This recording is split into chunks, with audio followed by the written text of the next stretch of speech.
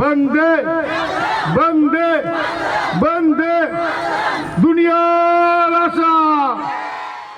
লাল গেরুয়া সব আমলেই দীর্ঘদিন ধরে বঞ্চিত রাজ্যের আশা ফ্যাসিলিটেটর ও আশা কর্মীরা।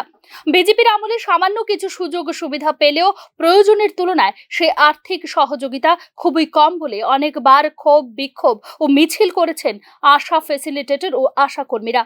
এদিন 10 দফা দাবি নিয়ে আগরতলায় বিরাট মিছিল করেন আশা কর্মী অ্যাসোসিয়েশনের সদস্যরা। রবীন্দ্র ভবনের সামনে থেকে বের হয়ে সুবিশাল মিছিলটি শহরের বিভিন্ন পথ পরিক্রমা করে। দাবি দেওয়া পূরণে মুখ্যমন্ত্রীর দৃষ্টি আকর্ষণ করার জন্য পরবর্তীকালে এনএচএম এর এমডির কাছে 10 দফা দাবি সনদ তুলে দেন সংশ্লিষ্ট সংগঠনের প্রতিনিধিরা।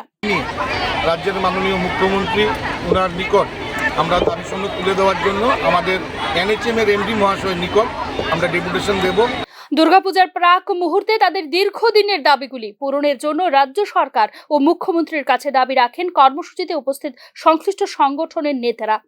উল্লেখ্য, বেতন ভাতা বৃদ্ধি করা সহ বিভিন্ন দাবিকে সামনে রেখে এর আগেও একাধিকবার রাজধানীতে প্রতিবাদী কর্মসূচি করেছেন আশা কর্মীরা। প্রাপ্ত বেতন দিয়ে জীবন জীবিকা নির্বাহ করা সম্ভব নয় বলে বহুবার জানিয়েছেন আশা কর্মীরা। এদিন সংশ্লিষ্ট কর্মসূচি ঘিরে রাজধানীর বিভিন্ন রাস্তায় সৃষ্টি হয় ব্যাপক যানজটের।